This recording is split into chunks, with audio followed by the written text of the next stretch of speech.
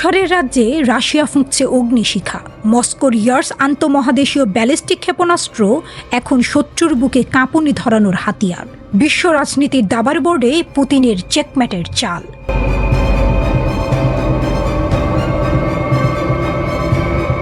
Volga অঞ্চলের ঘন বন, তুষারে ঢাকা পাইন গাছের ফাঁকে ফাঁকে সাপের মতো লুকিয়ে আছে ইয়ার্স ক্ষেপণাস্ত্রের ট্রাক ক্যারিয়ার। রাশিয়ান মিলিটারির ভিডিও ফুটেজে দেখা গেছে বরফ চাপা রাস্তা ধরে 100 কিলোমিটার পথ পাড়ি দিচ্ছে এই 49,000 কেজি ওজনের দানব। প্রতিটি ট্রাকের পেটে 4টি করে পারমাণবিক ওয়ারহেড। ইয়ার্সের রেঞ্জ 10,500 কিলোমিটার, অর্থাৎ রাশিয়া থেকে উড়াল দিলে মার্কিন যুক্তরাষ্ট্র, ইউরোপ, এশিয়া সবই এর টার্গেট। প্রতিটি ক্ষেপণাস্ত্র আলাদা আলাদা শহর ধ্বংস করতে পারে। মিসাইল ডিফেন্স সিস্টেমকে ফাঁকি দিতে ইয়ার্স ব্যবহার করে ডিকয় টেকনোলজি, অর্থাৎ উড়ন্ত অবস্থায় এটি নকল ওয়ারহেড ছড়িয়ে দেয়, শত্রু ভুল টার্গেটে আঘাত করে। ব্যালিস্টিক মিসাইলটির ভয়াবহতা এর বহুমুখিতায়। এটি স্থাপন করা যায় ভূগর্ভস্থ সাইলোতে, অর্থাৎ ট্রাকে বসিয়ে ঘুরিয়ে বেড়ানো যায় তুষারাবৃত মাঠে। স্যাটেলাইটেও ধরতে পারে না কোথায় লুকানো আছে এই হত্যাযজ্ঞ।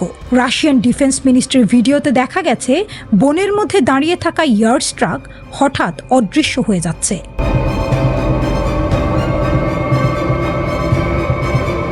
ইউক্রেন যুদ্ধের পটভূমিতে পারমাণবিক হামলার ইঙ্গিত। এই মহড়া শুধু সামরিক প্রদর্শনী নয়, ইউক্রেনকে সমর্থনকারী পশ্চিমা দেশগুলির সতর্কবার্তা। রাশিয়া যেন বলছে, যদি তোমরা সামরিক সাহায্য বাড়াও, আমাদের পারমাণবিক বোতামের দিকে তাকাও। গত সপ্তাহে ইউক্রেনে পশ্চিমা ট্যাঙ্ক পাঠানোর ঘোষণার পরই ইয়ার্সের এই ডেমনস্ট্রেশন।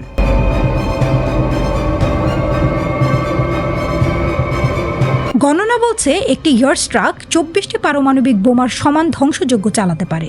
রাশিয়ার কাছে এমন 150টি সিস্টেম আছে, অর্থাৎ সমস্ত ন্যাটো দেশ মিলেও যদি আক্রমণ করে, রাশিয়া প্রতিশোধে বিশ্বের মানচিত্র বদলে দেবে।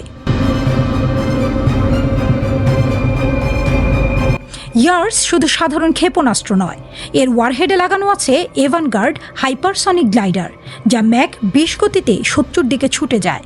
এর গতিতে আটলান্টিক পার হতে সময় লাগে মাত্র 15 মিনিট। আমেরিকার থার্ড মিসাইল ডিফেন্সও এর সামনে অচল।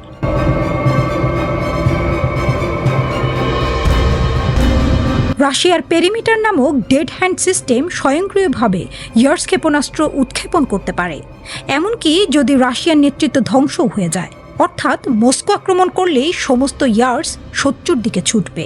ইয়ার্সের মহড়া শেষ হলেও উত্তেজনা বাড়ছে। ইউক্রেনে যদি পশ্চিমা সেনা প্রবেশ করে, রাশিয়া পারমাণবিক অস্ত্র ব্যবহারের হুমকি দিচ্ছে। আন্তর্জাতিক পরিমণ্ডলে এই প্রশ্ন, পুতিন কি ভয় দেখাচ্ছেন, নাকি সত্যিই পৃথিবীকে নিউক্লিয়ার যুদ্ধের দিকে ঠেলে দেবেন? রাশিয়ার ইয়ার্স ক্ষেপণাস্ত্র শুধু অস্ত্র নয়, এটি এক প্রতীক, পশ্চিম আধিপত্যের বিরুদ্ধে রুশ অহংকারের প্রতীক।